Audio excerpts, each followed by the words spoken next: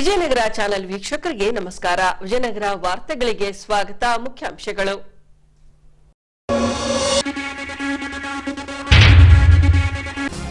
ದಿನಾಂಕ 2ರಿಂದ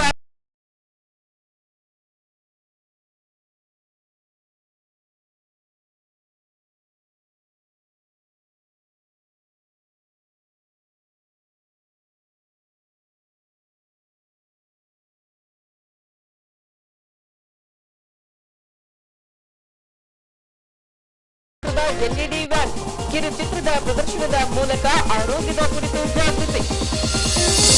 ಈಗ ವಾರ್ತೆಗಳ ವಿವರ. ಫೆಬ್ರವರಿ ತಿಂಗಳ 2, 3 ಹಾಗೂ 4ರಂದು 3 ದಿನಗಳ ಕಾಲ ಹಂಪಿ ಉತ್ಸವ ಆಚರಿಸಲು ರಾಜ್ಯ ಸರ್ಕಾರದಿಂದ ನಿರ್ಧರಿಸಲಾಗಿದೆ. ಈ ಬಾರಿಯ ಉತ್ಸವವನ್ನ ಅದ್ದೂರಿಯಾಗಿ ನಡೆಸಲು ತೀರ್ಮಾನಿಸಲಾಗಿದೆ ಎಂದು ಶಾಸಕ ಎಚ್ಆರ್ ಗವಿಯಪ್ಪನವರು ಸುದ್ದಿಗೋಷ್ಠಿಯಲ್ಲಿ ತಿಳಿಸಿದ್ದಾರೆ. ಅದೇ ರೀತಿ ಈ ಬಾರಿ ಸ್ಥಳೀಯ ಕಲಾವಿದರಿಗೆ ಹೆಚ್ಚಿನ ಆದ್ಯತೆ ನೀಡಲಾಗುವುದೆಂದು ಜಿಲ್ಲಾಧಿಕಾರಿಗಳು ತಿಳಿಸಿದ್ದಾರೆ. ಅದೇ ಹಂಪಿ ಉತ್ಸವ ಮುಖ್ಯಮಂತ್ರಿ ಸಾಹೇಬರು ಜಿಲ್ಲಾಧಿಕಾರಿಗೆ ಮತ್ತೆ ನಮಗೆಲ್ಲ ತಿಳಿಸಿದ್ದಾರೆ. ಭಾಳ ವಜ್ರಮಳೆಯಿಂದ ಮಾಡಬೇಕಪ್ಪ ಈ ಸಾರಿ. ಯಾಕಂದರೆ ನಾನು ಅಷ್ಟಕ್ಕೆ ಹೇಳಿದೆ ಹಿಂಗೆ ಬರಗಾಲ ಅಂತ ಹೇಳ್ಬಿಟ್ಟು. ಇಲ್ಲ, ಕಲೆ ಕೂಡ ಇರುತ್ತೆ, ಅದ್ರ ಮೇಲೆ ಡಿಪೆಂಡ್ ಆದವರು ಭಾಳಷ್ಟು ಜನ ಇರ್ತಾರೆ ಕಲಾವಿದರು, ಅವ್ರನ್ನೂ ಕೂಡ ನಾವು ನೋಡ್ಕೋಬೇಕಾಗತ್ತೆ. ಹಾಗಾಗಿ ಅವೆಲ್ಲ ಚಿಂತೆ ಮಾಡೋಕ್ಕೆ ಹೋಗ್ಬೇಡ್ರಿ, ಹಂಪಿ ಉತ್ಸವ ಮಾಡಿರಿ, ಕಲಾವಿದರನ್ನ ನಾವು ನೋಡ್ಕೋಬೇಕಾಗತ್ತೆ, ಆ ಕಲೆನ ರಕ್ಷಣೆ ಮಾಡೋದೈತೆ ಅಂತ ಹೇಳ್ಬಿಟ್ಟು ಹೇಳಿದ್ಮೇಲೆ ನಾವು ಅವ್ರಿಗೆ ತಲೆಬಾಗಿಸಿ ನಾವು ಅವ್ರ ಜೊತೆಗೆ ಉತ್ಸವ ಮಾಡಲಿಕ್ಕೆ ನಾವೆಲ್ಲ ಒಪ್ಕೊಂಡಿದ್ದೀವಿ. ಹಾಗಿರೋದ್ರಿಂದ ಸಾಹೇಬರಿಗೆ ನಾನು ನೋಡ್ದಂಗೆ, ಯಾಕಂದರೆ ಒಂದು 20-25 ವರ್ಷದಿಂದ ನಾವು ನೋಡ್ತಾ ಇದ್ದೀವಿ ಸಿದ್ದರಾಮಯ್ಯ ಸಾಹೇಬರನ್ನ. ಅವರಿಗೆ ಎಷ್ಟು ಕಲೆ ಮೇಲೆ ಇಂಟ್ರೆಸ್ಟ್ ಇದೆ ಅಂದರೆ, ನಾನು MP ಪ್ರಕಾಶ್ ಸಾಹೇಬರಾದಮೇಲೆ ಇವತ್ತು ಸಿದ್ದರಾಮಯ್ಯ ಸಾಹೇಬರನ್ನೇ ಆ ಇಂಟ್ರೆಸ್ಟು, ಆ ಇದು ಒಂದು ಸ್ಕಾಲರ್ಸ್ ಮೇಲಾಗಲಿ, ಒಂದು ಲೇಖಕರ ಮೇಲೆ ಏನನ್ನ ಸಲಹೆ ತಗೋಬೇಕಂದ್ರೆ ಈಗ ಅವ್ರನ್ನೆಲ್ಲ ಕೇಳಿಕೊಂಡೇ ಅವ್ರ ಮುಂದೆ ಹೊರಿತಾ ಇದ್ದಾರೆ. ಯಾವತ್ತೂ ಅವರಷ್ಟು ಗೌರವ ತೀರ್ಮಾನ ತಗೊಂಡು ಮಾಡಿದವ್ರಲ್ಲ. 4 ಜನ ಬುದ್ಧಿಜೀವಿಗಳನ್ನ ಕೇಳಿ ಯಾವ ಥರ ಮಾಡಬೇಕನ್ನೋದು ವಿಚಾರ ಮಾಡಿಕೊಂಡೇ ಅವ್ರ ಮುಂದೆ ಏನು ಕೆಲಸ ಇದ್ರುಗಳು ಮುಂದೆ ಲಾಸ್ಟ್ ಟೈಮ್ 2013 to 2018 ಅದೇ ಥರ ಮಾಡಿದ್ರು, ಇವಾಗ ಕೂಡ ಅದೇ ಥರ ಅವ್ರ ಮುಂದೆ ಒರೆಸ್ತಾ ಇದ್ದಾರೆ. ಹಾಗಾಗಿ ಈ ಸಾರಿ ಹಂಪಿ ಉತ್ಸವ ಎಷ್ಟು ಸಾಂಸ್ಕೃತಿಕವಾಗಿ ಏನು ಮುಂಚೆನಿಂದ ನಡ್ಕೊತ ಬಂದದ್ದು, ಈ ಫ್ಯಾಷನ್ ಶೋಸು, ಈ ಡಿಸ್ಕೋ ಸಾಂಗ್ಸು ಇವ್ಯಾವೂ ಇಲ್ದಂಗೆ ಸಾಂಸ್ಕೃತಿಕ ಕಾರ್ಯಕ್ರಮಗಳು ಏನೇನು ಮಾಡಬೇಕು ಅದೆಲ್ಲ ನಾನು ಜಿಲ್ಲಾಧಿಕಾರಿಗಳನ್ನ ಇವಾಗ ರಿಕ್ವೆಸ್ಟ್ ಮಾಡ್ಕೊಂಡಿದ್ದೀನಿ. ಅವರು ಎಲ್ಲ ಕಡೆ ಕರೆಸಿ ಮಾತಾಡ್ತೀನಿ ಅಂತ ಹೇಳಿದ್ದಾರೆ. ನನಗೆ ಯಾರ್ಯಾರು ಗೊತ್ತಿದ್ದಾರ ಅವ್ರನ್ನೆಲ್ಲ ಲೋಕಲ್ ಕಲಾವಿದರನ್ನ ನಮ್ಮ ತಾಲೂಕಾ, ಜಿಲ್ಲಾ ಮತ್ತು ನಮ್ಮ ರಾಜ್ಯ ಕಲಾವಿದರನ್ನೇ ನಾವು ಅವಕಾಶ ಕೊಡೋಣ ಅಂತ ಹೇಳ್ಬಿಟ್ಟು ಐತಿ. ಆಮೇಲೆ ರಾಷ್ಟ್ರ ಯಾರನ್ನೋ ಒಬ್ಬರೋ ಇಬ್ಬರನ್ನೋ ಮೇನ್ ಇವೆಂಟ್ಸ್ಗೆ ಕರಿಬೇಕಂತ ಹೇಳ್ಬಿಟ್ಟು ಅನ್ಕೊತಾ ಇದ್ದೀವಿ. ಬಟ್ ಅದಕ್ಕೆ ತಕ್ಕಂಗೆ ಆ ಬಜೆಟ್ನಲ್ಲಿ ಅವ್ರು ಬಂದ್ರೆಗಿನ ಕರೆಸ್ತೀವಿ, ಇಲ್ಲಾಂದ್ರೆಗಿನ ನಮ್ಮ ಸ್ಥಳೀಯ ಕಲಾವಿದರಿಗೆ ನಾವು ಏನಿದೆ ಎನ್ಕರೇಜ್ಮೆಂಟ್ ಮಾಡಬೇಕಂತ ಹೇಳ್ಬಿಟ್ಟು ತೀರ್ಮಾನ ತಗೊಂಡಿದ್ದೀವಿ. ಇನ್ನು ಅದೇನು ಹಿಂದಿನ ವರ್ಷ ನಾವೇನು ಮಾಡಿದ್ದೀವಿ ಅದೇ ಥರ ನಾವು ಮುಂದೆ ಮಾಡ್ಕೊಂಡು ಹೋಗ್ತೀವಿ. ಮತ್ತೆ ಸ್ಟಾರ್ಟ್ ಮಾಡೋಣ ಅನ್ಕೊತಾ ಇದ್ದೀನಿ. ಯಾಕಂದರೆ ಮುಂಚೆ MP ಪ್ರಕಾಶ್ ಸಾಹೇಬರು ಅವಾಗ ನಮಗೆಲ್ಲ ಅವಕಾಶ ಕೊಡ್ತಾ ಇದ್ರು. ಕೊಟ್ಟವಾಗೆಲ್ಲ 3 ದಿವಸ ಮಧ್ಯಾಹ್ನ ಊಟ, ಸಾಯಂಕಾಲ ತನಕ ಇರೋದು. ಭಾಳಷ್ಟು ಜನ ನಮ್ಮ ಸುತ್ತಮುತ್ತಲಿರೋ ಎಲ್ಲ ನಮ್ಮ ರೈತ ಮುಖಂಡರು ಎಲ್ಲರೂ ಎತ್ತಿನ ಬಂಡಿ ಕಟ್ಕೊಂಡು ಅಲ್ಲಿ ಬಂದು 3 ದಿವಸ ಕ್ಯಾಂಪ್ ಮಾಡಿ ಬೆಳಿಗ್ಗೆ ಒಳಗೆ ಹೋಗ್ಬಿಟ್ಟು ಸ್ನಾನ ಮಾಡಿಕೊಂಡು ಮಧ್ಯಾಹ್ನ ಊಟ ಮಾಡಿ ಸಾಯಂಕಾಲ ಎಲ್ಲ ಪ್ರೋಗ್ರಾಮ್ ನೋಡಿಕೊಂಡು ಈ ಥರ ಎಂಜಾಯ್ ಮಾಡಿಬಿಟ್ಟು 1-2 ದಿವಸ 2 ರಾತ್ರಿ ಅಲ್ಲಿ ಕ್ಯಾಂಪ್ ಮಾಡೋರು. ಮಾಡಿ ಪೂರ್ತಿ ಪ್ರೋಗ್ರಾಮ್ ಎಂಜಾಯ್ ಮಾಡೋರು. ಆಗಿನ ಕಾಲಕ್ಕೆ ಒಂದು 15ರಿಂದ 20-30 ಸಾವಿರ ಜನದ ತನಕ ನಾವು ಒಂದು ಪ್ರೋಗ್ರಾಮ್ನಲ್ಲಿ ಮುಗಿಯೋದು, 30-40,000 ಪೀಪಲ್. ಈ ಸಾರಿ ಮತ್ತೆ ಸ್ಟಾರ್ಟ್ ಮಾಡೋಣ, ಮತ್ತೆ ನಾನು ಸ್ಟಾರ್ಟ್ ಮಾಡಬೇಕು ಅಂತ ಹೇಳ್ಬಿಟ್ಟು ನಾನು ಕೇಳ್ಕೊತಾ ಇದ್ದೀನಿ ಜಿಲ್ಲಾಧಿಕಾರಿಗಳಿಗೆ. ಪರ್ಮಿಷನ್ ಕೊಟ್ಟರೆ ಮತ್ತೆ ಮುಂದೆ ಅದೇ ಊಟದ ಕಾರ್ಯಕ್ರಮ ಕಲಾವಿದರದು department will take care. General public ಮಾತ್ರ ಊಟದ್ದು ನಾನು ಸ್ಟಾರ್ಟ್ ಮಾಡಬೇಕಂತ ಹೇಳ್ಬಿಟ್ಟು ಅಂದ್ಕೊಳ್ತೀನಿ. ಇದು ಈ ವರ್ಷ ಸ್ವಲ್ಪ ತಡ ಆಗಿದೆ, ಮುಂದಿನ ವರ್ಷ ಆಗ್ದಂಗೆ ನೋಡ್ಕೊತೀವಿ. ಯಾಕಂದರೆ ಇವಾಗ ನವೆಂಬರ್ 2, 3, 4 ಪ್ರತಿ ವರ್ಷ ನಡೆಯೋದದು. ಅದಕ್ಕೆ ಪ್ರಿಪ್ರೇಷನ್ನು ನವೆಂಬರ್ ಮಾಡ್ತಾ ಇದ್ದೀವಿ. ಆ್ಯಕ್ಚುಲಿ ನಾವು 3 ತಿಂಗಳು ಮುಂಚೆನೇ ಪ್ರಿಪ್ರೇಷನ್ಸು ನಾವು ನೋಡ್ತಾ ಇದ್ದೀವಿ. ಯಾಕಂದರೆ MP ಪ್ರಕಾಶ್ ಸಾಹೇಬ್ರ ಜೊತೆಗೆ ನಾವು ಅಟ್ಲೀಸ್ಟ್ ಒಂದು ಟರ್ಮ್ ಅವ್ರ ಜೊತೆಗೆ ನಾವು ನೋಡೀವಿ. ಒಂದು 4-5 ವರ್ಷ ಅವ್ರು ಯಾವ ಥರ ಪ್ರಿಪ್ರೇಷನ್ಸ್ ಮಾಡೋರು, ಎಷ್ಟೆಷ್ಟು ಜನನ ಕರೆಯೋರು, ಇನ್ಕ್ಲೂಡಿಂಗ್ ಯುನೆಸ್ಕೋ ಅವ್ರನ್ನ ಕೂಡ ಕರೆದುಬಿಟ್ಟು ಒಂದು ದಿವಸ ಅವರು ಪಾಠ ಹೇಳ್ಕೊಟ್ಟವರು. ಆ ಥರ ಅವರು ನಡೆದವರು. ಎಂತೆಂಥ ಕಲಾವಿದರನ್ನ ಕರೆಸ್ತಾಯಿದ್ರು. ಇಂಟರ್ನ್ಯಾಷನಲ್ ಆರ್ಟಿಸ್ಟ್ಗಳೆಲ್ಲ ಬರೋರು. ಎವ್ರಿ ಇಯರ್ ಒಂದೊಂದು PGನಿಂದ ಬರೋರು, ಒಂದೊಬ್ಬ ಥೈಲ್ಯಾಂಡ್ನಿಂದ ಬರೋರು. ಈ ಥರ ಬಂದುಬಿಟ್ಟು ಇಂಟರ್ನ್ಯಾಷನಲ್ ಇದು ಕೂಡ ಕೊಡೋರು. ಅದೆಲ್ಲ ಮುಂದೆ ಬರೋ ವರ್ಷ ಮತ್ತೆ ಮುಖ್ಯಮಂತ್ರಿಗಳ ಹತ್ರ ಮಾತಾಡಿಕೊಂಡು ಜಿಲ್ಲಾಧಿಕಾರಿಗಳು ನಾವೆಲ್ಲ ಒಂದು ತೀರ್ಮಾನ ತಗೊತೀವಿಲ್ಲ. ಆಲ್ರೆಡಿ ತರಿಸ್ಕೊಂಡಿದ್ದಾರೆ ಅಲ್ಲಿ ಇಲಾಖೆಗಳಿಗೆ. ಈಗಾಗಲೇ ನಾವು ಆ ಹಿಂದಿನ ವರ್ಷದ ಪ್ಲಸ್ ಮತ್ತು ಈ ವರ್ಷ ಏನು ಅಡಿಷ್ನಲ್ ಆಗುತ್ತೆ ಅಂತೇಳಿ ಅವ್ರಿಗೆ ಮಾಹಿತಿಯನ್ನು ಕೊಡ್ತಿದ್ವಿ. ಅದು ಇವತ್ತು ಅಥವಾ ನಾಳೆ ನಮಗೆ ನಿರ್ದೇಶನ ಬರ್ಬೋದು. ಅವರು ಇನ್ ಪ್ರಿನ್ಸಿಪಲಿ ಮಾನ್ಯ ಮುಖ್ಯಮಂತ್ರಿಗಳು ನನಗೂ ಮತ್ತು ಶಾಸಕರುಗಳಿಗೆ ರೆಡಿಯಾಗಿ ನೀವು ಚೆನ್ನಾಗೇ ಮಾಡಿ ಅಂತಲೇ ಡೈರೆಕ್ಷನ್ಸ್ ಕೊಟ್ಟಿದ್ದಾರೆ. ಕೋವಿಡ್ ಗೈಡ್ಲೈನ್ ನಮ್ಮ ಹಂಪಿ ಉತ್ಸವಕ್ಕಂತೇನು ತೊಂದರೆ ಮಾಡಲಿಕ್ಕಿಲ್ಲ. ನಮಗೆ ಈಗ ಸುಮಾರು 15 ದಿವಸದಿಂದ ಕೋವಿಡ್ ಅಲೆ ಬಗ್ಗೆ ನಮಗೆ ಮಾಹಿತಿ ಸಿಗ್ತಾ ಇದೆ. ಕೇಸು ಮತ್ತು ಸಿವಿಯರಿಟಿ ಮತ್ತು ಅದರಲ್ಲಿಕಂತ ವೇರಿಯಂಟ್ ಬಗ್ಗೆ ಪರಿಶೀಲನೆ ಮಾಡಿದಾಗ ಈ ರೀತಿಯ ಉತ್ಸವಗಳನ್ನು ಮಾಡಲಿಕ್ಕೆ ಯಾವುದೇ ನಮಗೆ ತೊಂದರೆ ಆಗಲಿಕ್ಕಿಲ್ಲ. ಆದರೂ ಕೂಡ ಯಾವುದು ಪ್ರೋಟೋಕಾಲ್ ಏನು ಅವ್ರು ಕೊಟ್ಟಿದ್ದಾರೆ ಅದನ್ನು ತೊಗೊಂಡು ನಾವು ಉತ್ಸವ ಮಾಡೋಕ್ಕೆ ಏನು ತೊಂದರೆ ಆಗಲ್ಲ. ಇಲ್ಲ, ಜಾಸ್ತಿ ಆಗಿತ್ತು ಲಾಸ್ಟ್ ಟೈಮು. ನಾವು ಒಟ್ಟಾರೆ ಒಂದು 15 ಕೋಟಿಗಳಿಗೆ ಪ್ರಸ್ತಾವನೆಯನ್ನು ಸಲ್ಲಿಸಿದ್ದೀವಿ. ಸ್ಥಳೀಯರಿಗೀಗ ನಾಳೆಯಿಂದ ನಾವು ಮತ್ತು ಶಾಸಕರು ಕೂತು ಯಾರಿಂದ ಆದರೂ ಸಹಾಯ ಮಾಡೋದನ್ನು ಮತ್ತು ಬೇರೆ CSR ಯಾರು ಕೊಡ್ತಾರೆ ಅವರ ಸಹಾಯನೂ ಕೂಡ ಪಡಿತಾರೆ. ನಾವು ಈಗ ಮಾನ್ಯ ಶಾಸಕರ ಜೊತೆ ಈಗಿನ ಚರ್ಚೆ ಮಾಡಿದ್ದೀವಿ. ಸುಮಾರು ಒಂದು 80ರಿಂದ 100 ಬಸ್ಸುಗಳನ್ನು ನಾವು ಸ್ಥಳೀಯರಿಗೋಸ್ಕರನೇ ಈ ಹಬ್ಬ ಮಾಡಬೇಕಾಗಿದೆ. ಬೇರೆಯವರು ಹೊರಗಡೆಯವರು ಅವರು 4 ವೀಲರ್ಸಲ್ಲಿ ಬರ್ತಾರೆ, ಅವ್ರಿಗೆ ಬರ್ತಾರೆ.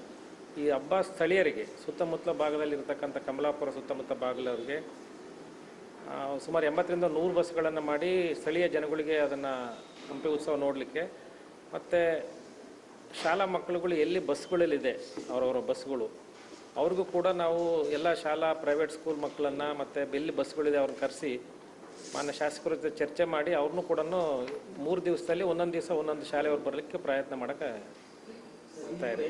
ಇಲ್ಲ, ಕೆಲವು ಮಾತ್ರ VIP ನಾವು ಪಾಸ್ ಕೊಡಬೇಕಾಗತ್ತೆ, ಉಳಿದಂತೆ ಫ್ರೀ ಬಿಡ್ತೀವಿ. ಲಾಸ್ಟ್ ಟೈಮ್ ತಾವು ಹೇಳಿದ ಪ್ರಕಾರ ಪಾಸ್ ಗೊಂದಲನೇ ಆಗಿ ಜನ ಬರಲಿಲ್ಲ ಅಂತ ಹೇಳ್ತಾರೆ. ನಾವು ಯಾವುದೇ ಒಂದು ಫಂಕ್ಷನಿಗೆ ಜಾಸ್ತಿ ರಿಸ್ಟ್ರಿಕ್ಷನ್ ಮಾಡಿಸಿದ್ರೆ ಅದು ಸಕ್ಸಸ್ ಆಗಲ್ಲ. ಮತ್ತು ಇದನ್ನು ಜನಗಳೇ ನೋಡ್ಬೇಕು. ಇದನ್ನು ಅದಕ್ಕೆ ನಾವು ಸ್ವಲ್ಪ ರಿಸ್ಟ್ರಿಕ್ಷನ್ ಕಡಿಮೆ ಮಾಡಬೇಕು ಅಂತ ನಾವು ಚರ್ಚೆ ಮಾಡಿದ್ದೀವಿ ನಾವು ಮಾನ್ಯ ಶಾಸಕರು. ಬಟ್ ಒಂದು ಲೆವೆಲ್ ಆಫ್ ರಿಸ್ಟ್ರಿಕ್ಷನ್ ಇಡಬೇಕಾಗತ್ತೆ ನಾವು ಮೂವ್ಮೆಂಟ್ ಮಾಡಲಿಕ್ಕೆ VIPsನ ಆರ್ಟಿಸ್ಟನ್ನು. ಅದರ್ವೈಸ್ ಸಾಧ್ಯವಾದಷ್ಟು ಸ್ಥಳೀಯರು ಎಲ್ಲರಿಗೂ ನೋಡಲಿಕ್ಕೆ ಅವಕಾಶ ಮಾಡಿಕೊಡ್ತೀವಿ. ಈಗ 3-4 ಸ್ಟೇಜ್ಗಳನ್ನು ಮಾಡಬೇಕು ಅಂತೇಳಿ ಹಿಂದಿನ ವರ್ಷದಂತೆ ಮಾನ್ಯ ಶಾಸಕರು ಸಲಹೆ ಕೊಟ್ಟಿದ್ದಾರೆ. ಗಾಯತ್ರಿ ಮಂಟಪ, ಎದುರು ಬಸವಣ್ಣ, ಸಾಸಿವೆ ಕಾಳು ಗಣಪತಿ ಮತ್ತು ದೇವಸ್ಥಾನದ ಒಳಗಡೆ 4. ಇನ್ನೂ ಒಂದು ಅದು lights and sound and light ಅದು ನಮ್ಮ ಇದರಲ್ಲಿ ನಡೆಯುತ್ತೆ. ಈ 4ರಲ್ಲಿ ನಾವು ಎಲ್ಲ ರೀತಿಯ ಸರ್ ಹೇಳ್ದಂಗೆ ಏನು ಹೇಳಿದರು ಶಾಸಕರು, ಒಂದು ಒಳ್ಳೆ ಕ್ಲಾಸಿಕಲ್ ಸಿಂಗರ್ ಸಾಕ್ಷಾತ್ ಅಲ್ಲಿ ಹಂಪಿ ವಿರೂಪಾಕ್ಷ ಅದನ್ನ ಸಂತೃಪ್ತಿ ಆಗೋ ರೀತಿ ಆಡಿಸ್ಬೇಕು ನಾವು ಅಂತ. ಸುಮ್ಮನೆ ಆ ರೀತಿ ಬೇರೆ ಹಾಡುಗಳು ಇರಲಿ, ಜೊತೆಗೆ ಈ ರೀತಿಯ ಸ್ಟೇಜ್ 1ನಲ್ಲಿ ದೇವರಿಗೆ ಸಂತೃಪ್ತಿ ಆಗೋಂತಹ ಹಿಂದೆ ಹೆಂಗಾರ ಮಹಾರಾಜರ ಕಾಲದಲ್ಲಿ ದೇವಸ್ಥಾನಗಳ ಮುಂದೆ ಯಾವ ಶಾಸ್ತ್ರೀಯ ಸಂಗೀತಗಳು, ಭರತನಾಟ್ಯಗಳು, ಯಾವ ರೀತಿ ನಾಟ್ಯಗಳನ್ನು ದೇವರಿಗೆ ಇಷ್ಟವಾಗೋಂಥ ನಾಟ್ಯಗಳನ್ನು ಮಾಡ್ತಾರೆ ಅದನ್ನು ನಾವು ಕನ್ಸಿಡರ್ ಮಾಡೋಣ ಈಗಿನ ಹೇಳಿದ್ರು. ಅಲ್ಲಿ ಒಂದು ರೈತರಿಗೋಸ್ಕರ ಒಂದು ಕೃಷಿ ರೈತ ಪ್ರದರ್ಶನ ಅಂತ ಮಾಡ್ತೀವಿ, ಕೃಷಿ ವಸ್ತು ಪ್ರದರ್ಶನ ಅಂತೇಳಿ ರೈತರಿಗೆ. ಆಮೇಲೆ ಮಿಲೆಟ್ಸ್ಗೆ ಸಂಬಂಧಪಟ್ಟದ್ದು ಈಗೇನು ಬೆಂಗಳೂರ ಪ್ಯಾಲೇಸ್ ಗ್ರೌಂಡಲ್ಲಿ ನಡೀತಾ ಇದೆ ಸಾವಯವ ಮತ್ತು ಸಿರಿಧಾನ್ಯ ಉತ್ಸವ, ಅದನ್ನು ಕೂಡ ನಮ್ಮದು ಅಲ್ಲಿ ವಸ್ತು ಪ್ರದರ್ಶನದಲ್ಲಿ ಅದನ್ನು ಕೂಡ ಇನ್ಕ್ಲೂಡ್ ಮಾಡಬೇಕು ಅಂತ ಮಾಡಿದ್ವಿ. ಇನ್ನು ಮಕ್ಕಳ ಒಂದು ಸ್ವಲ್ಪ ಏನಾದರೂ ಪ್ರೋಗ್ರಾಮ್ ಮಾಡಬೇಕು, ಯಾವುದಾದ್ರು ಒಂದು ಸ್ಟೇಜಲ್ಲಿ ಮಾರ್ನಿಂಗ್ ಅಂತ ಹೇಳಿ ಅದನ್ನು ಕೂಡ ಡಿಸ್ಕಸ್ ಮಾಡ್ತಾ ಇದ್ದೀವಿ ಮಕ್ಕಳ ಒಂದು ಅಂತ. ಇನ್ನು ವಯಸ್ಸಾದವರಿಗೆ, ಮಹಿಳೆಯರಿಗೆ ಸರ್ ಹೇಳ್ದಂಗೆ ಕ್ಲಾಸಿಕಲ್ಲು ಮತ್ತು ಡಿವೋಷನಲ್ ಬಗ್ಗೆ ಯಾವ ರೀತಿ ನಾವು ಕಲ್ಚರಲ್ ಆ್ಯಕ್ಟಿವಿಟೀಸ್ ಮಾಡಬೇಕು, ಯಾರಿಂದ ಮಾಡಿಸ್ಬೇಕು ಅನ್ನೋದನ್ನು ಫೈನಲ್ ಮಾಡ್ತೀವಿ. 3 ದಿನವೂ ಒಂದೊಂದು ಏನು ನಾವು ಸರಿಗಮಪ ಅಥವಾ ಬೇರೆ ಶೋಗಳಲ್ಲಿ ಕನ್ನಡ ಸಂಗೀತ ಶೋಗಳಲ್ಲಿ ಏನು ಬರ್ತಾರೋ ಅವರನ್ನು ಕರೆಸಿ, ಯಾಕಂದರೆ ನೋಡೋವಂಥವ್ರಿಗೆ ಇಷ್ಟ ಇರೋರನ್ನ ಕರೆಸ್ಬೇಕಾಗತ್ತೆ ನಾವು. ಆ ರೀತಿ ವಿಚಾರನೂ ಕೂಡ ಮಾಡಿದ್ವಿ. ಮತ್ತು ಕೆಲವು ಸಿನಿಮಾ ಕಲಾವಿದರು ಅವರೇ ವೈಯಕ್ತಿಕವಾಗಿ ನಾವು ಬರ್ತೀವಿ ಅಂತ ಹೇಳಿ ಕೆಲವರೆಲ್ಲ ಹೇಳಿದಾರಂತೆ. ಅದನ್ನು ಕೂಡ ಪರಿಶೀಲನೆ ಮಾಡಿ ಅವ್ರನ್ನೂ ಕೂಡ ಆ ಸಭೆಯಲ್ಲಿ ಪ್ರಸ್ತುತರಾಗಂತ ಪ್ರಯತ್ನ ಮಾಡ್ತೀವಿ. ರಂಗೋಲಿ ಸ್ಪರ್ಧೆ ಇದೆ, ಆಮೇಲೆ ಕಲ್ಲು ಕೆತ್ತಿನ ಸ್ಪರ್ಧೆ ಇದೆ. ಈ ರೀತಿ ಎಲ್ಲ ಸ್ಪರ್ಧೆಗಳನ್ನು ಇನ್ಕ್ಲೂಡ್ ಮಾಡ್ತೀವಿ. ಒಂದಿನ ನಾವು ಈ ಸರ್ ಹತ್ರ ಮಾತಾಡಿದ್ವಿ ಅದನ್ನು. ಒಂದಿನ ಮುಂಚೆ ವಸಂತ ವೈಭವ ಇಲ್ಲಿ ಸಿಟಿನಲ್ಲಿ ಮಾಡಿ, ನಮ್ಮ ಸಿಟಿನಲ್ಲಿ ಮಾಡಿ ನಂತರ ತುಂಗ ಆರತಿ ಮುಖ್ಯಮಂತ್ರಿಗಳು ಸೂಚನೆ ಕೊಟ್ಟ ನಂತರನೇ ನಾವು ಚರ್ಚೆ ಮಾಡಿ ಪರಿಶೀಲನೆ ಮಾಡಿ ಇವತ್ತು ಸಭೆ ಕರೆದಿದ್ದೀವಿ. ನಮಗೆ ಸ್ಟೇಜ್ ಹಾಕ್ಕೊಳ್ಳಲಿಕ್ಕೆ 8ರಿಂದ 10 ದಿನ ಅಷ್ಟೇ ಬೇಕಾಗುತ್ತೆ. ಉಳಿದಂತೆ ನಮಗೆ ಒಂದು 20 ದಿವಸ ಪ್ರಚಾರದ ವ್ಯವಸ್ಥೆ ಬೇಕಾಗುತ್ತೆ. ಮಾಧ್ಯಮದ ಸ್ನೇಹಿತರಿಗೆ ಇವತ್ತು ಆ ಮಾಹಿತಿ ಕೊಡಲಿಕ್ಕೆ ಮಾನ್ಯ ಶಾಸಕರು ನಮಗೆ ಸೂಚನೆ ಮೇರೆ ತಮಗೆಲ್ಲ ಕರೆದಿದ್ದೀವಿ. ಇದು ತಾವೇನು ಸಲಹೆ ಕೊಡ್ತೀರಿ ಪ್ರತಿಯೊಂದನ್ನು ಕೂಡ ನಾವು ನಿಯಮಾನುಸಾರ ಪರಿಶೀಲಿಸಿ ಅಂತ ಪರಿಗಣನೆ ತೊಗೊಳ್ತೀವಿ. ಮತ್ತು ಮುಂದುವರೆದಂತೆ ಚರ್ಚೆ ಮಾಡಿ ಯಾರು ಈ ಭಾಗದಲ್ಲಿರ್ತಕ್ಕಂಥ ಜನಗಳು ಅಥವಾ NGO ಯಾರಾದರೂ ಇದ್ದರೆ ಅವ್ರಿಗೆ ಸಲಹೆಗಳನ್ನ ನಾವು ಪಡೆದು ಮುಂದುವರಿತೀವಿ. ಬಳ್ಳಾರಿ ರಸ್ತೆ ಕಾರಿಕನೂರಿನ ಶಿಕಾರಿಪುರದ ಏರಿಯಾದಲ್ಲಿ ಕಲುಷಿತ ನೀರನ್ನ ಸೇವಿಸಿದ ವೃದ್ಧೆಯೊಬ್ಬರು ಸಾವಿಗೀಡಾಗಿದ್ದಾರೆ. ಈ ಅಂಶವನ್ನ ಗಂಭೀರವಾಗಿ ಪರಿಗಣಿಸಿರುವ ಜಿಲ್ಲಾಡಳಿತವು ಹೊಸಪೇಟೆ ನಗರಸಭೆಯ ಪೌರಾಯುಕ್ತರನ್ನ ಸೇರಿದಂತೆ 2 ಅಧಿಕಾರಿಗಳನ್ನ ಕರ್ತವ್ಯದಿಂದ ಅಮಾನತುಗೊಳಿಸಲಾಗಿದೆ. ಹೀಗೆ ಸ್ಥಳಕ್ಕೆ ಭೇಟಿ ನೀಡಿದ ಶಾಸಕ HR ಗವಿಯಪ್ಪ ಹಾಗೂ ಜಿಲ್ಲಾಧಿಕಾರಿ MS ದಿವಾಕರ್ ರವರು ಶುದ್ಧ ಕುಡಿಯುವ ನೀರಿನ ಸರಬರಾಜು ಮಾಡಲು ಸಕಲ ವ್ಯವಸ್ಥೆಗೆ ಸಿದ್ಧತೆ ನಡೆಸಿದ್ದಾರೆ.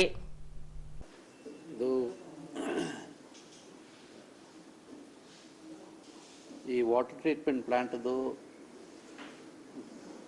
ಆಗಲೇ ಒಂದು 3 ತಿಂಗಳಿನಿಂದನೇ ಎಲ್ಲ ಸೆಟ್ರೈಟ್ ಮಾಡೋಕ್ಕೆ ಏನೇನು ಕ್ರಮ ತಗೋಬೇಕೆಲ್ಲ ತಗೊತಾ ಇದ್ದೀವಿ. ಆಗಲೇ ಒಂದು ಕಡೆ ಟೆಂಡರ್ ಪ್ರೋಸೆಸ್ ಆಗಿದೆ. ಯಾಕಂದರೆ ಪ್ರಾಬ್ಲಮ್ ಬರ್ತಾ ಇರೋದು ಹಳೆ ಟ್ರೀಟ್ಮೆಂಟ್ ಪ್ಲ್ಯಾಂಟ್ನಿಂದ, TB ಡ್ಯಾಮ್ನಲ್ಲಿರೋ ಪ್ಲ್ಯಾಂಟ್ನಿಂದನೇ ಸ್ವಲ್ಪ ಎಲ್ಲ ಪ್ರಾಬ್ಲಮ್ ಬರ್ತಾ ಇದೆ. ಅದು ಮಾಡಿ ಆಗಲೇ 30 ವರ್ಷ ಮೇಲೆ ಆಯಿತು, 30-35 ವರ್ಷ. ಅದರಲ್ಲಿರೋ ಸಮ್ ಟ್ಯಾಂಕ್ ಏನಿದೆ ಅದು ಕೊಳ್ತೋಗೈತೆ. Plus even treatment plant process also is been totally defunct ಆಗಿದೆ. ನಾವು ಎಷ್ಟು ರಿಪೇರಿ ಮಾಡಿದ್ರೂ ಅಲ್ಲಿಗೆ ಇದಾಗ್ತಾಯಿತ್ತು. ಹಾಗಾಗಿ ಜಿಲ್ಲಾಧಿಕಾರಿಗಳು ನಾವು ಲಾಸ್ಟ್ ಒಂದು 3 ಮಂತ್ಸ್ ಬ್ಯಾಕ್ ಇನ್ಸ್ಪೆಕ್ಷನ್ ಮಾಡಿದವಾಗೆ ಆಗಲೇ ಈ ಸೆಲ್ಸು ಇವೇನೇನಿದೆ ಎಲ್ಲ ತರಿಸ್ಬಿಟ್ಟು we have already given that. Even tender process complete ಆಗಿದೆ. ವರ್ಕು ಮುಗಿಯಾಕೆ ಬಂದಿದೆ. ಅದು ಒಂದು ಕಡೆ ಮುಗಿಯಾಕೆ ಬಂದಿದೆ. Things are on the process already. Because ಮೊದಲನೇ ಆದ್ಯತೆ ನಾವೆಲ್ಲ ಕೊಟ್ಟಿದ್ದೇನೆಂದರೆ ಕುಡಿಯೋ ನೀರಿದೆ. ಅದಕ್ಕೆ 11.5 ಕೋಟಿನೋ 12 ಕೋಟಿ ರೂಪಾಯಿ ಸಪ್ರೇಟಾಗಿ ಸಾಹೇಬರು ಇಮಿಡಿಯೇಟ್ ನಾನು ಕೇಳಿದ್ದೆ. ಅದು ಬೇರೆ DMFನಿಂದ KKRDBನಿಂದ ಬೇರೆ ಕಡೆ ಎಲ್ಲಿಂದನೋ ತೊಗೊಂಬಂದು ಅದಕ್ಕೆ ಫಸ್ಟ್ ಅದು ಕೊಟ್ಬಿಟ್ರು. ಅದು ಇಲ್ಲ, ಇದು ಫಸ್ಟ್ ಮುಗಿಲಿದು ಕೆಲಸ ಅಂತ ಹೇಳ್ಬಿಟ್ಟು ಕೊಟ್ಟು ಟೆಂಡರ್ ಪ್ರೋಸೆಸ್ಸು ಆಯಿತು. ಪ್ಲಸ್ ಈವನ್ ಒಂದು company also we have identified. ಯಾರು ಜಿಂಡಾಲ್ ಕಂಪನಿನಲ್ಲಿ ಮಾಡ್ತಾ ಇದ್ದಾರ ಆ ಕಂಪನಿಯವರು ದೇ ಹ್ಯಾವ್ ಆಸ್ಟ್ ನಮಗೆ ವಿತ್ ಮೆಟೀರಿಯಲ್ಸ್ ಕೊಡ್ರಿ, 4 ವರ್ಷ ನಾವೇ ಅದು ಮೇಂಟೆನೆನ್ಸ್ ನಾವೇ ಮಾಡ್ತೀವಿ ಅಂತ ಹೇಳ್ಬಿಟ್ಟು ಅವರು ಕೇಳಿದಾರ. ಅದಕ್ಕೊಂದು ಅಡಿಷನ್ ಮಾಡಿಬಿಟ್ಟು ಅದಾಗೋದು ವರ್ಷಕ್ಕೊಂದು 20-30 ಲಕ್ಷ ರೂಪಾಯಿ ಇದೆಲ್ಲ ಅದೆಲ್ಲ ಸೆಟ್ರೈಟ್ ಆಗುತ್ತೆ. ನನಗೆ ತಿಳಿದಷ್ಟು ಮಟ್ಟಿಗೆ ವಿದಿನ್ ಅದರ್ 3 to 4 months 4-5 ತಿಂಗಳಿನಲ್ಲಿ ಇದೆಲ್ಲ ಪ್ರಾಬ್ಲಮ್ಸ್ ಎಲ್ಲ ಒಂದೇ ಸಾರಿ ಕ್ಲಿಯರ್ ಆಗುತ್ತೆ. As far as Amaravati plant is concerned, it's a very beautiful treatment plant, very hitech plant. ಚಿತ್ತವಾಡಿಗೆನಲ್ಲಿರೋದು ಭಾಳ ಒಳ್ಳೆ ಪ್ಲಾಂಟ್. ಅದು ಹಳೆ ಶಾಸಕರಿಗೆ ಅದು ಕ್ರೆಡಿಟ್ ಹೋಗುತ್ತೆ. Definitely it's a very nice plant. Even further KEMRCನಲ್ಲಿ ಕೂಡ we have got 320 crores budget allocation ಆಗೈತಿ. ಅದರಿಂದ ಭಾಳಷ್ಟು ಕಾರ್ಯಕ್ರಮಗಳು ಕೂಡ ನಡೀತಾವೆನ್ನ. ಹಾಗೆ ಸ್ವಲ್ಪ ಇವೆಲ್ಲ ಈಗ because of this new year ending ಇರೋದ್ರಿಂದ ಈ 10ನೇ ತಾರೀಕು ತನಕ ಯಾರು ಸಿಗಲ್ಲ ಅಂತ ಹೇಳ್ಬಿಟ್ಟು ನಾನು ಹೋಗಿಲ್ಲ. ಇವಾಗ ಮೋಸ್ಟ್ಲಿ ನಾಳೆ ನಾಡ್ದು ಹೋಗ್ಬಿಟ್ಟು ಅದೆಲ್ಲ ಫಾಲೋ ಅಪ್ ಮಾಡಿ ಫರ್ದರ್ ಏನೇನು ಮಾಡಬೇಕು ಅದೆಲ್ಲ ಮಾಡ್ತಾರೆ. ಆಗಲೇ ಸಸ್ಪೆಂಡ್ ಮಾಡಿದ್ದಾರೆ ಎಲ್ಲ. ಇವಾಗ ಕಮಿಷನರ್ ಸಾಹೇಬ್ರನ್ನ ಮತ್ತು AWನ ಇವ್ರನ್ನೆಲ್ಲರನ್ನ ಸಸ್ಪೆಂಡ್ ಮಾಡಿದ್ದೀವಿ ಇವಾಗ. ಯಾಕಂದರೆ ನಿರ್ಲಕ್ಷ್ಯ ಆಗಿದೆ ಅದರಿಂದ ಆಗಿರೋದ್ರಿಂದ we have taken action already. Stage 2 70% ಭಾಗದ ಜನರಿಗೆ ನೀರನ್ನು ಇಲ್ಲಿಂದ ಕೊಡ್ತೀವಿ. ಅದಕ್ಕೆ 10 ಓವರ್ ಹೆಡ್ ಟ್ಯಾಂಕ್ಸ್ ಬರುತ್ತೆ ಇದರಲ್ಲಿ. ಇದು 35 ವರ್ಷದ ಹಿಂದಿನ ಪದ್ಧತಿನಲ್ಲಿ ಫಿಲ್ಟರ್ ಆಗ್ತಾ ಇದೆ. ಈ ಸ್ಟೇಜ್ 1 ಏನಿದೆ ಚಿತ್ತವಾಡಗಿದು, ಇದು ರಾಜ್ಯದಲ್ಲಿ ಕೆಲವು ಊರುಗಳಲ್ಲಿ ಮಾತ್ರ ಇದೆ. ಅಪ್ಡೇಟೆಡ್ ತುಂಬ ವೆರಿ ಸ್ಟ್ಯಾಂಡರ್ಡ್ ಇದೆ. ಅದರ 2ರಲ್ಲೂ ಕೂಡ ಫಿಲ್ಟರ್ ಆಗುತ್ತೆ. ಕ್ಲೋರಿನ್ ಗ್ಯಾಸನ್ನು ಅದಕ್ಕೆ ಆ್ಯಡ್ ಮಾಡಬೇಕಾಗುತ್ತೆ. ಫಿಲ್ಟರ್ ಆದಮೇಲೆ ಮೊದಲಿಗೆ ಸೆಡಿಮೆಂಟೇಷನ್ ಆಗುತ್ತೆ. ವಾಟರು ಡರ್ಟಿ ಇರ್ತಕ್ಕಂಥ ವಾಟರ್ ಸೆಡಿಮೆಂಟೇಷನ್ ಆಗಿ ತಿಳಿ ನೀರು ಬರುತ್ತೆ. ತಿಳಿ ನೀರು ಬಂದಾಗ ಕುಡಿಲಿಕ್ಕೆ ಯೋಗ್ಯ, ಅದರಲ್ಲಿ ಮೈಕ್ರೋ ಆರ್ಗನಿಸಮ್ಸ್ ಏನಾದರೂ ಇದ್ದರೆ ಅದನ್ನು ಕಿಲ್ ಮಾಡಲಿಕ್ಕೆ ಕ್ಲೋರಿನೇಷನ್ ಮಾಡ್ತಾರೆ. ಈ ಕ್ಲೋರಿನೇಷನ್ ಮಾಡೋ ವ್ಯವಸ್ಥೆಯಲ್ಲಿ ನಾವು ಮತ್ತು ಶಾಸಕರು ನಿನ್ನೆ ಕಾರಿಂಗೂರು ಪ್ರದೇಶ ಭೇಟಿ ಮಾಡಿ ಮತ್ತು ಫಿಲ್ಟರ್ ಬೆಡ್ಡೆಲ್ಲ ಪರಿಶೀಲನೆ ಮಾಡಿದಾಗ ಅಲ್ಲಿ ಕ್ಲೋರಿನ್ ಗ್ಯಾಸು ಪ್ರೆಷರ್ ಕಡಿಮೆ ಇತ್ತು. ಹಾಗಾಗಿ ಕ್ಲೋರಿನ್ ಅದಕ್ಕೆ ವಾಟರ್ ಟ್ರೀಟ್ಮೆಂಟಲ್ಲಿ ಫೇಲ್ ಆಗಿದೆ ಅಂತ ನಮಗೆ ಮೇಲ್ನೋಟಕ್ಕೆ ಕಂಡು ಬಂತು. ಅದನ್ನು ಪರಿಶೀಲನೆ ಮಾಡಿ ನಮಗೆ ಕ್ಲೋರಿನನ್ನು ಚೆಕ್ ಮಾಡಲಿಕ್ಕೆ ಹೆಲ್ತ್ ಡಿಪಾರ್ಟ್ಮೆಂಟಲ್ಲಿ ಕಿಟ್ಸ್ ಇದೆ, ಅಲ್ಲೇ ಸ್ಪಾಟಲ್ಲಿ ಮಾಡ್ಬೋದು. ಈಗ ಸುಮಾರು ನಾವು ಆರೋಗ್ಯ ಇಲಾಖೆಯಿಂದ 35 ವಾರ್ಡ್ಗಳಿಗೂ ಟೀಮನ್ನು ಮಾಡಿ ಬೆಳಗ್ಗಿಂದ ಅವರು ಹೋಗ್ತಾ ಇದ್ದಾರೆ. ನಿನ್ನೆ ಎಲ್ಲ ಕೂಡ ಕಾರಿಂಗೂರು ಪ್ರದೇಶದಲ್ಲಿ ಪ್ರತಿಯೊಂದು ಟ್ಯಾಪಲ್ಲಿ ಚೆಕ್ ಮಾಡ್ತಾ ಇದ್ದಾರೆ, ಇದು ಫಿಟ್ ಇದೆಯೋ ಅಥವಾ ಎಲ್ಲಿ ಇನ್ಫೆಕ್ಟ್ ಆಗಿದೆ ವಾಟರಿಗೆ ಅಂತ. ವಾಟರ್ ಇನ್ಫೆಕ್ಷನ್ ಆಗಿರೋದು ಸೋರ್ಸನ್ನು ಹುಡುಕಬೇಕಾಗುತ್ತೆ. 3 ಹಂತದಲ್ಲಿ ವಾಟರ್ ಇನ್ಫೆಕ್ಷನ್ ಆಗುತ್ತೆ. ಒಂದು ಸೋರ್ಸು ನದಿ ಅಥವಾ ಡ್ಯಾಮ್ ಅಥವಾ ಬೋರ್ವೆಲ್ಲು. 2ನೇದು ಡಿಸ್ಟ್ರಿಬ್ಯೂಷನ್ನು, ಎಲ್ಲಿ ಪೈಪ್ ಹೊಡೆದೋಗಿದ್ದರೆ ಅಲ್ಲಿ. 3ನೇದು ಸ್ಟೋರೇಜು, ಓವರ್ ಹೆಡ್ ಟ್ಯಾಂಕ್ಸು. ನಾವು ಪ್ರತಿ ಓವರ್ ಹೆಡ್ ಟ್ಯಾಂಕ್ಸನ್ನು ಇಡೀ ರಾಜ್ಯದಲ್ಲಿ ಜಿಲ್ಲೆಯಲ್ಲಿ ಗ್ರಾಮ ಪಂಚಾಯಿತಿ ಎಲ್ಲ ಅರ್ಬನ್ ಲೋಕಲ್ ಬಾಡಿನಲ್ಲಿ ಪ್ರತಿ 3 ತಿಂಗಳಿಗೆ ಒಂದ್ಸಲ ಕ್ಲೀನ್ ಮಾಡಿ ಸುಣ್ಣ ಮತ್ತು ಕೆಮಿಕಲ್ಸನ್ನು ಹಾಕ್ತಾಯಿದ್ದೀವಿ. ಹಾಗಾಗಿ ಸ್ಟೋರೇಜ್ನಲ್ಲಿ ಏನು ಪ್ರಾಬ್ಲಮ್ ಆಗಿಲ್ಲ. ಡಿಸ್ಟ್ರಿಬ್ಯೂಷನಲ್ಲಿ ಎಲ್ಲ ಚೆಕ್ ಮಾಡಿದರೆ ಎಲ್ಲೂ ಕೂಡ ಒಡೆದು ಅಥವಾ ಚರಂಡಿ ನೀರು ಮಿಕ್ಸ್ ಆಗಿಲ್ಲ. ಇಲ್ಲಿ ನಮಗೆ ಬರ್ತಕ್ಕಂಥದ್ದು ಕ್ಲೋರಿನ್ ಗ್ಯಾಸ್ ಪ್ರೆಷರ್ ಕಡಿಮೆ ಇರೋದ್ರಿಂದ ಇದು ಆಗಿದೆ. ಇದಕ್ಕೆ ಅಧಿಕಾರಿಗಳದ್ದು ದಿವ್ಯ ನಿರ್ಲಕ್ಷ್ಯ ಇದೆ. ಇದನ್ನು ಮಾನ್ಯ ಶಾಸಕರು ನಾವು ನಿನ್ನೆನೇ ಬೆಳಗ್ಗೆ ಮಾತಾಡಿಕೊಂಡು ಇದಕ್ಕೊಂದು ಅಂತಿಮ ಇದು ಮಾಡಬೇಕು ಅಂತ ತೀರ್ಮಾನ ಮಾಡಿರೋದ್ರಿಂದ ಅವ್ರ ಮೇಲೆ ಶಿಸ್ತು ಕ್ರಮ ಈಗ ಆಲ್ರೆಡಿ ತೆಗೆದುಕೊಳ್ಳಲಾಗಿದೆ. ಮತ್ತು ಪ್ರತಿ ಒಂದು ವಾರ್ಡ್ಗಳಲ್ಲಿ ಕೂಡ ಜೊತೆಯಾಗಿ ನಾವು ಈಗ ಚೆಕ್ ಮಾಡಿಸ್ತಾ ಇದ್ದೀವಿ. ಅದು ಕ್ಲೋರಿನ್ ನಮಗೆ PPM ಬಂತು ಅಂದರೆ ಯಾವುದೇ ಇನ್ಫೆಕ್ಷನ್ ಆದರೂ ಕೂಡ ಅದು ಮೈಕ್ರೋ ಆರ್ಗನಿಸಮ್ ಸತ್ತೋಗುತ್ತೆ. ಅದು ಎಲ್ಲಿ ಯಾರು RO ವಾಟರ್ ಕುಡಿಯಲ್ಲ ಅವ್ರಿಗೆ ಇದು ಜಾಸ್ತಿ ಪ್ರಾಬ್ಲಮ್ಮು. RO ವಾಟರ್ ಕುಡಿದ್ರೆ ಇದೇನಂತ ನಮಗೆ ಇಂಪಾರ್ಟೆನ್ಸ್ ಅನಿಸಲ್ಲ. ಬಡವರು ಮನೆಯಲ್ಲಿ ಅಥವಾ ಕೆಲವ್ರ ಮನೆಯಲ್ಲಿ RO ವಾಟರ್ ಇರಲ್ಲ. ಮತ್ತು ಕೆಲವರು ನದಿ ನೀರನ್ನು ಕುಡಿಲಿಕ್ಕೆ ಇಷ್ಟಪಡ್ತಾರೆ, RO ಬೇಡ ಅಂತೇಳಿ. ಅಂತಹ ಪ್ರದೇಶದಲ್ಲಿ ಕಡ್ಡಾಯವಾಗಿ ಸದ್ಯಕ್ಕೆ ಈಗ RO ಪ್ಲ್ಯಾಂಟ್ ಕುಡಿಬೇಕು. ಮತ್ತು ಆ ಭಾಗದಲ್ಲಿ ಟ್ಯಾಂಕರ್ ಮುಖಾಂತರ ನೀರು ಸರಬರಾಜು ಮಾಡ್ತಾ ಇದೆ. ತಾವು ಹೇಳಿದಾಗೆ ಅದಕ್ಕೆ ಕಾರಣರಾದವ್ರಿಗೆ ಈಗಾಗಲೇ ಕ್ರಮ ವಹಿಸಿದ್ದೀವಿ. ಮತ್ತು ಆ ಕ್ರಮ ವಹಿಸಿದ್ರಿಂದ ಈ ಪ್ರಾಬ್ಲಮನ್ನು ನಾವು ಸಾಲ್ವ್ ಮಾಡಲಿಕ್ಕೆ ಬೇರೆ ಟೀಮನ್ನು ಹಾಕ್ತಾಯಿದ್ದೀವಿ. ಮತ್ತು ಸರ್ ಕೂಡ ಬೇರೆ ಅಧಿಕಾರಿಗಳನ್ನು ನಿಯೋಜನೆ ಮಾಡಲಿಕ್ಕೆ ರಿಕ್ವೆಸ್ಟ್ ಮಾಡ್ಕೊಂಡಿದ್ದಾರೆ. ಅಲ್ಲಿವರೆಗೆ ನಾವು ಇರ್ತಕ್ಕಂಥ ಅಧಿಕಾರಿಗಳಲ್ಲಿ ಆ ರೀತಿ ಆಗದಂತೆ ಕ್ರಮವನ್ನು ವಹಿಸ್ತಾ ಇದ್ದೀವಿ. ರಾಜ್ಯದ ಆರೋಗ್ಯ ಕ್ಷೇತ್ರದಲ್ಲಿ ಸಾರ್ವಜನಿಕರಿಗೆ ಲಭಿಸಿರುವ ಸೇವೆಗಳ ಕುರಿತಾಗಿ ಜಾಗೃತಿ ಹಾಗೂ ಮಾಹಿತಿ ನೀಡುವ ಹಿನ್ನೆಲೆಯಲ್ಲಿ LED ಪರದೆ ಹೊಂದಿದ ವಾಹನ ರಾಜ್ಯವ್ಯಾಪಿ ಸಂಚರಿಸುತ್ತಿದೆ. ಹೀಗೆ ಹೊಸಪೇಟೆ ನಗರಕ್ಕೆ ಆಗಮಿಸಿದ LED ಪರದೆ ಹೊಂದಿದ ವಾಹನ MCH ಆಸ್ಪತ್ರೆಯ ಆವರಣದಲ್ಲಿ ಉಚಿತ ಸೇವೆಗಳ ಕುರಿತಾಗಿ ಸಾರ್ವಜನಿಕರಿಗೆ ಮಾಹಿತಿ ನೀಡಲಾಯಿತು. ಇನ್ನು ಸರ್ಕಾರದ ಉಚಿತ ಆರೋಗ್ಯ ಸೇವೆಗಳನ್ನು ಪಡೆಯುವಂತೆ ವಿಜಯನಗರ ಜಿಲ್ಲಾ ಸಿಇಒ ರವರು ಸಾರ್ವಜನಿಕರಲ್ಲಿ ಕರೆ ನೀಡಿದರು. ಎಲ್ರಿಗೂ ನಮಸ್ಕಾರ.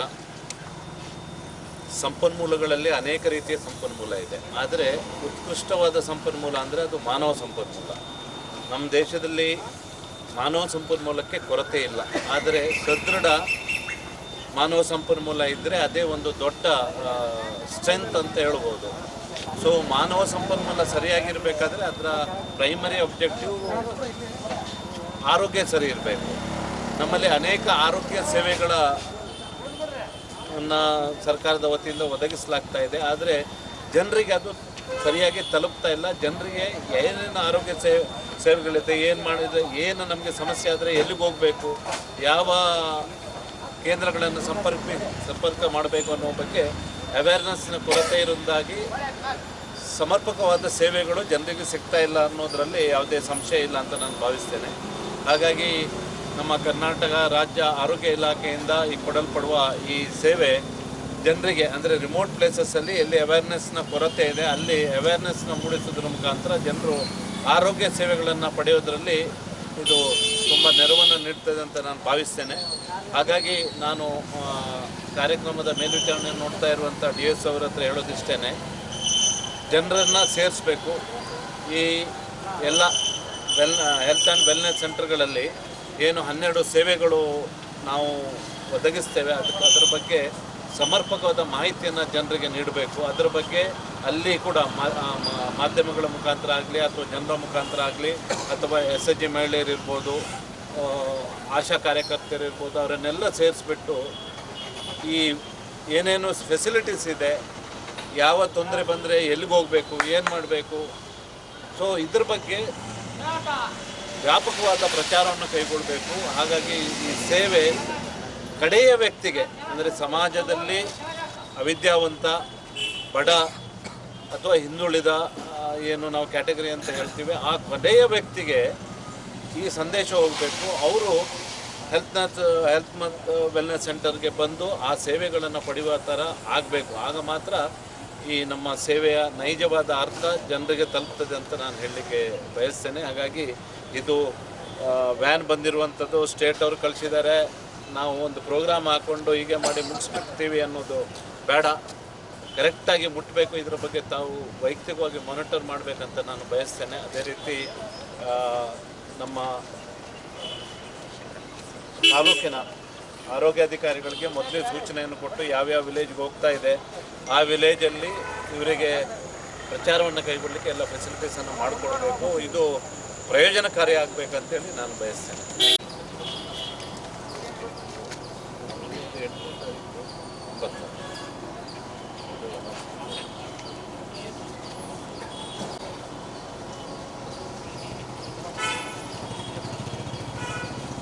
ನಿನ್ನೆ ಸ್ಟಾರ್ಟ್ ಆಗಬೇಕಲ್ಲ.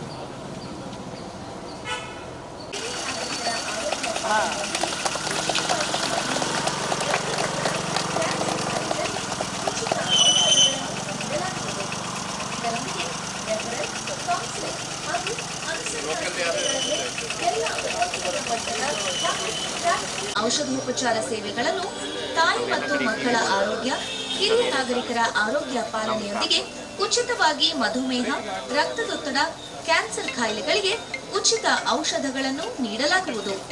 ಇದರೊಂದಿಗೆ ರೆಫರಲ್, ಕೌನ್ಸಿಲಿಂಗ್ ಹಾಗೂ ಅನುಸರಣಾ ಸೇವೆಗಳನ್ನು ಎಲ್ಲ ಉಪಕೇಂದ್ರ ಮಟ್ಟದ ಹಾಗೂ ಪ್ರಾಥಮಿಕ ಕೇಂದ್ರ ಮಟ್ಟದ ಆರೋಗ್ಯ ಮತ್ತು ಕ್ಷೇಮ ಕೇಂದ್ರಗಳಲ್ಲಿ ನೀಡಲಾಗುವುದು. ಈ ಹೆಲ್ತ್ ಆ್ಯಂಡ್ ವೆಲ್ನೆಸ್ ಸೆಂಟರಲ್ಲಿ TB, malaria, dengue, diabetes, hypertension, cancer, breast cancer ಎಲ್ಲನೂ ಸ್ಕ್ರೀನಿಂಗ್ ಮಾಡಿ ಉಚಿತವಾದಂತಹ ಟ್ರೀಟ್ಮೆಂಟ್ನ ಕೊಡ್ತಾ ಇದ್ದೀವಿ. ಮೊದಲು ಉಪಕೇಂದ್ರ ಅಂತ ಇತ್ತು, ಅವಾಗ ಯಾರು ಜನಗಳು ಇಲ್ಲಿ ಸರಿಯಾಗಿ ತೋರಿಸ್ಕೋಕ್ ಬರ್ತಿರ್ಲಿಲ್ಲ. ಇಲ್ಲಿ ಆರೋಗ್ಯ ಮತ್ತು ಕ್ಷೇಮ ಕೇಂದ್ರ ಅಂತ ಮಾಡಿದ್ಮೇಲೆ ಜನಗಳು ಚೆನ್ನಾಗಿ ಇಲ್ಲಿ ಸೌಲಭ್ಯನ ಪಡೀತಾರೆ. ಅದರಲ್ಲೂ ಫ್ರೀಯಾಗಿ ಸಿಗದೇ ಇರೋಂಥ ಔಷಧಿ ಮೆಡಿಷನ್ಗೆಲ್ಲ ಚೆನ್ನಾಗಿ ಇಲ್ಲಿ ಸಹಕರಿಸ್ತವ್ರೆ. ಅವ್ರಿಗೆ BP, ಶುಗರ್ ಅದೆಲ್ಲ ತೋರಿಸ್ಕೊಳ್ಳೋಕ್ಕೆಲ್ಲ ಮೊದಲು ತೊಂದರೆ ಆಗ್ತಾಯಿತ್ತು. ಇಲ್ಲಿಂದ ಬೇರೆ ಕಡೆ ಎಲ್ಲ ಹೋಗ್ತಾ ಇತ್ತು. ಇದು ನಮ್ಮೂರಲ್ಲೇ ಈ ಕೇಂದ್ರ ಮಾಡೋದ್ರಿಂದ ಜನಗಳು ಇದರ ಉಪಯೋಗನ ಚೆನ್ನಾಗಿ ಪಡೀತಾ ಇದ್ದಾರೆ.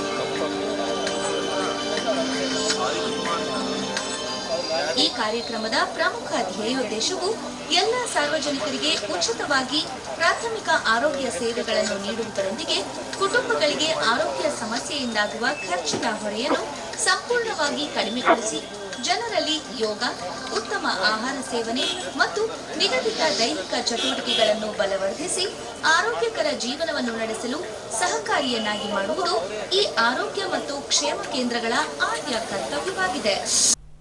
ಈಗ ಪೊಲೀಸ್ ಪ್ರಕಟಣೆ. ಎಷ್ಟೇ ಹಳೆಯ ಬಂಗಾರವಿರ್ಲಿ, ಪಾಲಿಶ್ ಮಾಡಿದ ಮೇಲೆ ಹೊಸದೇ ರೀತಿಯಲ್ಲಿ ಕಾಣ್ತದೆ ತಾಯಿ ನೋಡಿ.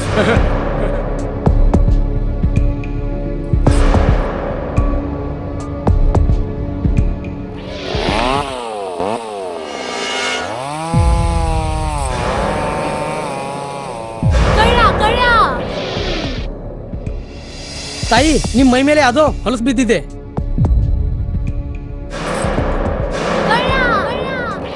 ಇಲ್ಲಿ ತಾಯಿ, ನಾನು ಪೊಲೀಸ್. ಅಲ್ಲಿ ಮುಂದೆ ದಾರಿಲಿ ದೊಡ್ಡ ಗಲಾಟೆ ಆಗಿದೆ. ಮತ್ ನೀವು ಇಷ್ಟೆಲ್ಲ ಒಡವೆ ಹಾಕೊಂಡು ತಿರುಗಾಡ್ತಾ ಇದ್ದೀರಾ. ಈ ಒಡವೆಗಳನ್ನ ಈ ವಸ್ತ್ರದಲ್ಲಿ ಕಟ್ಟಿ ಪರ್ಸ್ನಲ್ಲಿ ಇಡಿ. ಹಾಕಿ ಪರ್ಸ್ನಲ್ಲಿ ಇಡೋಣ. ಅಲ್ಲೇ ಮುಂದ್ಗಡೆ ಆಗಿದೆ. ಇದು ತಗೊಳ್ಳಿ ತಾಯಿ. ನಾನು ಬರ್ತೀನಿ. ಈ ಕಡೆಯಿಂದ ಹೋಗಿ.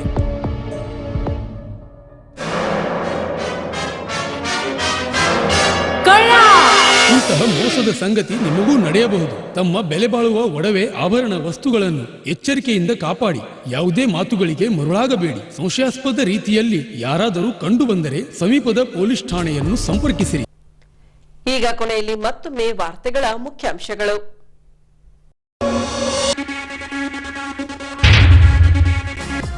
ದಿನಾಂಕ 2ರಿಂದ ನಡೆಯಲಿರುವ ಹಂಪೆ ಉತ್ಸವ ಅದ್ಧೂರಿಯ